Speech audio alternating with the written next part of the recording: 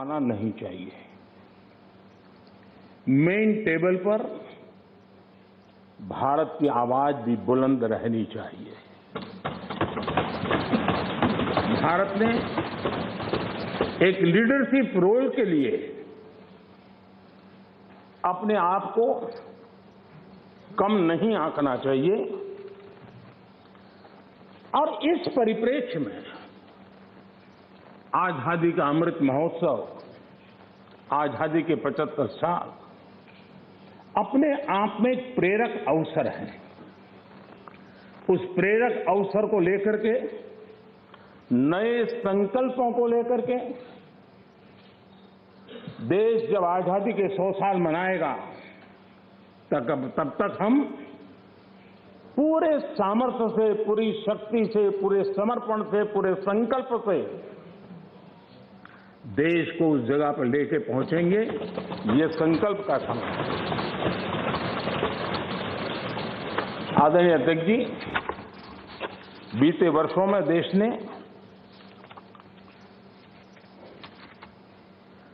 कई क्षेत्रों में, मूलभूत व्यवस्थाओं में बहुत मजबूती का अनुभव किया है और बहुत मजबूती के साथ हम आगे बढ़े हैं। प्रधानमंत्री आवास योजना, गरीबों को रहने के लिए घर हो, ये कार्यक्रम तो लंबे समय से चला है, लेकिन जो गति, जो व्यापकता, विशालता, विविधता उसने उसमें स्थान पाया, उसके कारण आज गरीब का घर भी लाखों से भी ज्यादा कीमत का बन रहा है और एक प्रकार से जो भी पक्का घर पाता है वो गरीब आज लखपति की श्रेणी में भी आ जाता है। कौन हिंदुस्तानी होगा जिसको इस बात को सुनकर के गर्व न हो कि आज देश के गरीब से गरीब के घर में शौचालय बना है। आज खुले में शौच से देश के गांव भी मुक्त हुए हैं। कौन खुश नहीं है? कौन खुश है?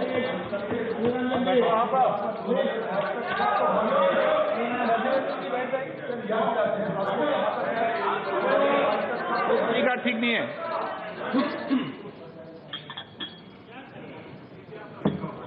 हो गया? प्लीज, मैं बैठने के लिए तैयार हूं। आप बोलिए। नहीं, प्लीज अरविंद जी। आपको धन्यवाद करके शुरू करूं। बहुत बहुत धन्यवाद।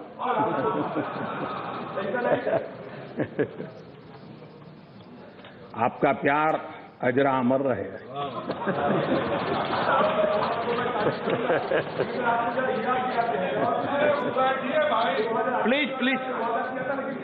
प्लीज।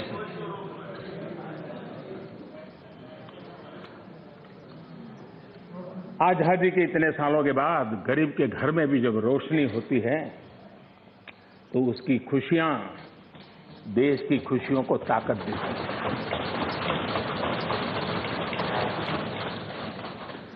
चूल्हे के धुएं से जलती हुई आंखों के साथ काम करने वाली मां को, गरीब मां को, और जिस देश में घर में गैस कनेक्शन हो, यह स्टेटस सिंबल बन चुका था, उस देश में गरीब के घर में गैस का कनेक्शन हो, धुएं वाले चूल्हे से मुक्ति हो, तो उसका आनंद कुछ और ही होता है। हमारी माताएं बहनें उनका पूरा प्लीज दादा, प्लीज बैठिए। आपको मैंने पर्याप्त मौका दिया, तरीका ठीक नहीं है। दादा को बीच बीच में मौका देना चाहिए, क्योंकि दादा उम्र के इस पड़ाव में भी बचपना का मजा लेते रहते हैं।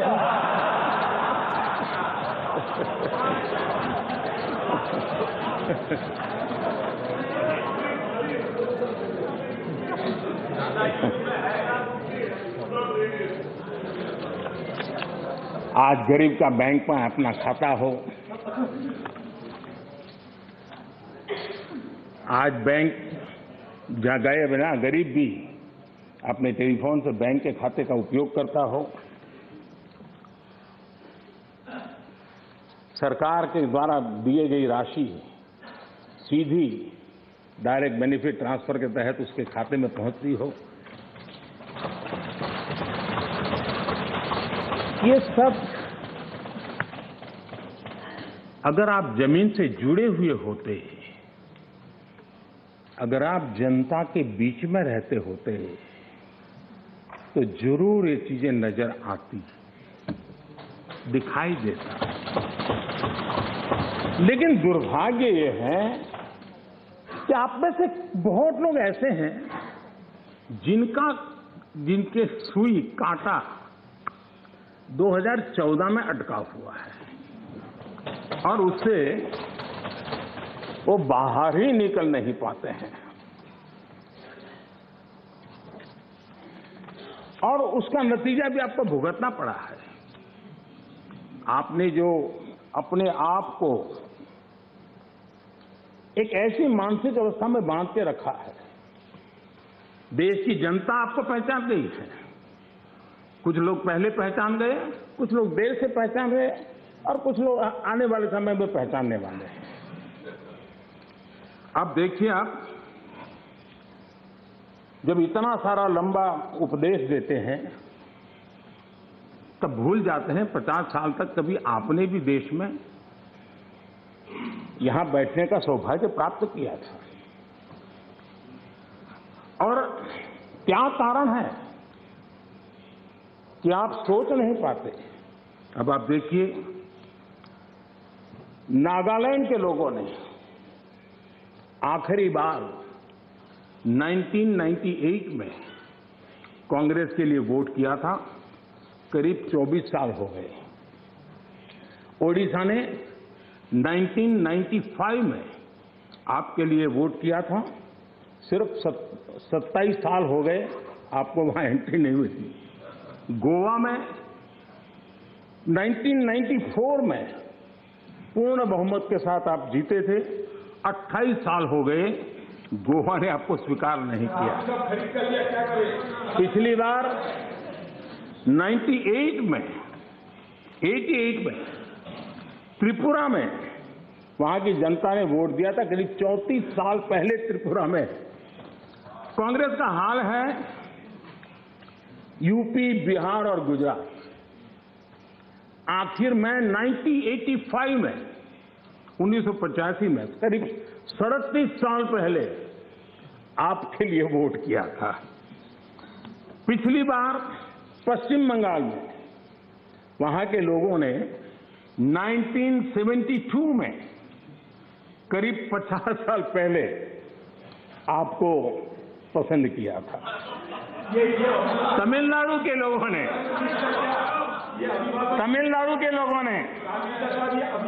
प्लीज तमिलनाडु, मैं इसके लिए सहमत हूं। कागज लेके बाद में बोल लेना। अगर आप उस मर्यादा का पालन करते और इस जगह का उपयोग न करते, और बड़ा दुर्भाग्य है देश का कि सदन जैसी पवित्र जगह देश के लिए काम आनी चाहिए, उसको दल के लिए काम में लेने का जो प्रयास हो रहा है, और उसके कारण जवाब देना हमारी मजबूरी बन जाती है।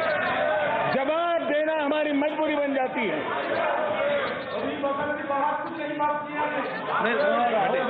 माननीय अध्यक्ष जी, तमिलनाडु आखिर में 1962 में, यानी करीब 60 साल पहले आपको मौका मिला था। तेलंगाना बनाने का श्रेय लेते हैं, लेकिन तेलंगाना बनने के बाद भी वहां की जनता ने आपको स्वीकार नहीं किया।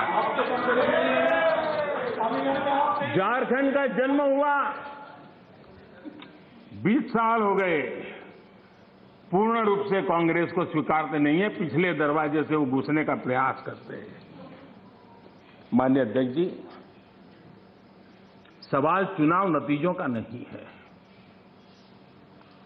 सवाल उन लोगों की नीयत का है, उनकी नेक दिली का है कि इतने बड़े लोकतंत्र में इतने साल तक शासन में रहने के बाद देश की जनता हमेशा हमेशा के लिए उनको क्यों नकार रही है। और जहां भी ठीक से लोगों ने राह पकड़ ली, दोबारा आपको प्रवेश करने नहीं दिया है। इतना सारा होने के बावजूद भी हम तो एक चुनाव हार जाए ना, महीनों तक न जाने इकोसिस्टम क्या क्या करती है। इतना सारा पराजय होने के बावजूद भी न आपका अहंकार जाता है, न आपकी इकोसिस्टम आपके अहंकार को जाने देती है।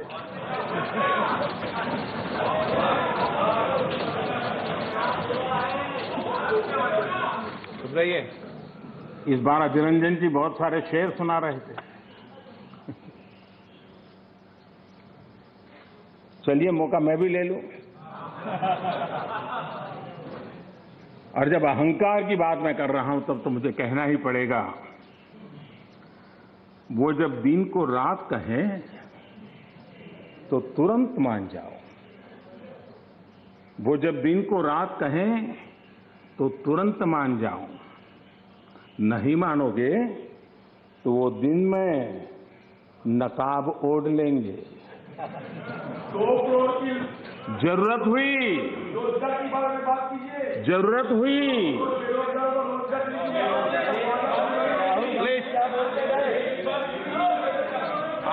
जरूरत हुई तो हकीकत को थोड़ा बहुत मरोड़ लेंगे। वो मगरूर है, खुद की समझ पर बेइंतहा। उन्हें आईना मत दिखाओ, इन्हें आईना मत दिखाओ, वो आईने को भी तोड़ देंगे।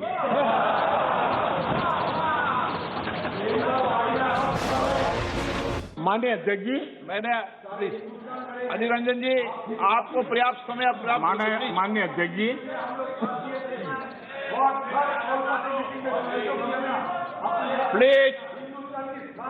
प्लीज माननीय अध्यक्ष जी,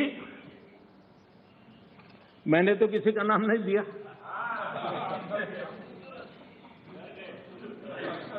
कोई भी टोपी पहन लेने की क्या जरूरत है जी? अरे क्यों? लेकिन जब आप खड़े ही हो गए तो अब मैं नाम दे करके बोलना चाहता हूं। अब आप खड़े ही हो गए हैं तो मैं नाम दे करके बोलना चाहता हूं। इस कोरोना काल में कांग्रेस ने तो हद कर दी।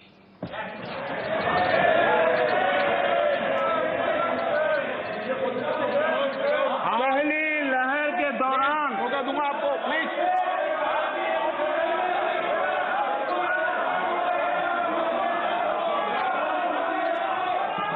देखिए माननीय सदस्य, प्लीज बैठिए, ये तरीका ठीक नहीं है। आपको मैंने पर्याप्त, प्लीज बैठिए, please please please please please. माननीय अध्यक्ष जी, अभी तो मैंने सिर्फ इतना का हद कर दी। प्लीज, पहली लहर के दौरान वो मैंने आप देश जब ने पर्याप्त अवसर दिया था, मैंने लॉकडाउन का पालन कर रहा था, जब WHO दुनिया भर के लोगों को सलाह देता था, सारे हेल्थ एक्सपर्ट कह रहे थे कि जो जहां है वहीं पर रुके। सारी दुनिया में ये संदेश दिया जाता था, क्योंकि मनुष्य जहां जाएगा, अगर वो कोरोना से संक्रमित है तो कोरोना साथ ले जाएगा। तब कांग्रेस के लोगों ने क्या किया?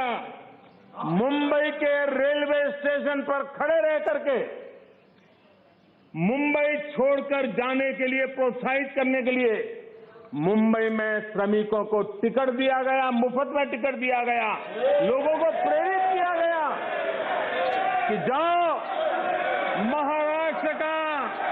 महाराष्ट्र में हमारे पर जो बोझ है वो जरा कम हो और जाओ तुम उत्तर प्रदेश के हो, तुम बिहार के हो, जाओ वहां कोरोना फैलाओ। आपने ये बहुत बड़ा पाप किया, अफरा तफरी का माहौल खड़ा कर दिया। आपने हमारे श्रमिक भाइयों बहनों को अनेक परेशानियों में धकेल दिया। और माननीय अध्यक्ष जी, उस समय दिल्ली में ऐसी सरकार थी जो है, उस सरकार ने तो जीप पर माइक बांध करके दिल्ली की झुग्गी झोपड़ी में गाड़ी घुमा करके लोगों को कहा संकट बड़ा है, भागो, गांव जाओ, घर जाओ। और दिल्ली से जाने के लिए बसें दी, आधे रास्ते छोड़ दिया और श्रमिकों को लिए अनेक मुसीबतें पैदा की। और उसका कारण हुआ कि यूपी में, उत्तराखंड में, पंजाब में जिस कोरोना की इतनी गति नहीं थी, इतनी तीव्रता नहीं थी, इस पाप के कारण कोरोना ने वहां भी अपनी लपेट में ले लिया। माननीय अध्यक्ष जी, ये कैसी राजनीति है? मानव जात पर संकट के समय ये कैसी राजनीति है?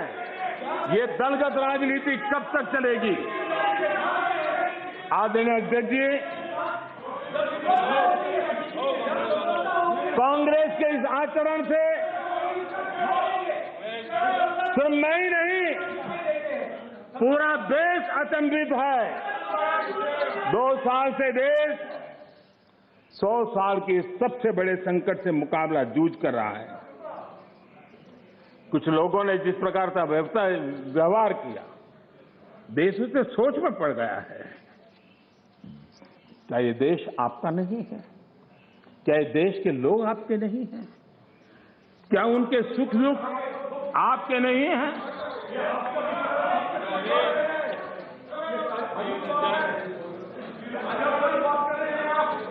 इतनी बड़ी संकट आया, कई राजनीतिक दल के नेता जरा आत्मनिरीक्षण करें।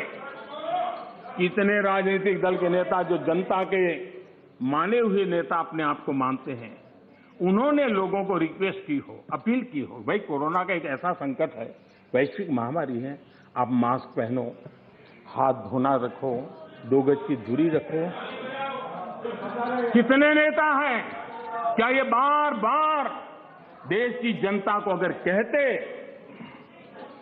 तो उसमें कोई बीजेपी की सरकार को क्या फायदा होने वाला था? मोदी को क्या फायदा होने वाला था? लेकिन इतने बड़े संकट में भी इतना सा पवित्र काम करने से भी चूक गए। इसलिए माननीय अध्यक्ष जी, कुछ लोग हैं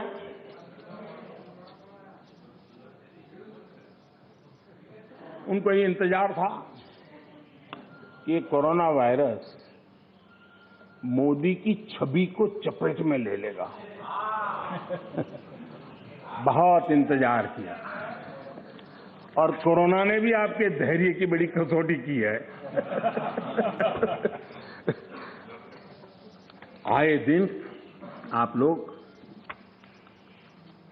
औरों को नीचा दिखाने के लिए महात्मा गांधी का नाम लेते हैं। महात्मा गांधी की स्वदेशी की बात, इसको बार बार दोहराने में हमें कौन रोकता है? अगर मोदी वोकल फॉर लोकल कहता है, मोदी ने कहा इसलिए शब्दों को छोड़ दो भाई, लेकिन क्या आप नहीं चाहते हैं देश आत्मनिर्भर बने? जिस महात्मा गांधी के आदर्शों की बात करते हैं, तब भारत में इस अभियान को ताकत देने में, जुड़ने में आपका क्या जाता था? उसका नेतृत्व आप लीजिए। महात्मा गांधी जी के स्वदेश के निर्णय को आगे बढ़ाइए, देश का भला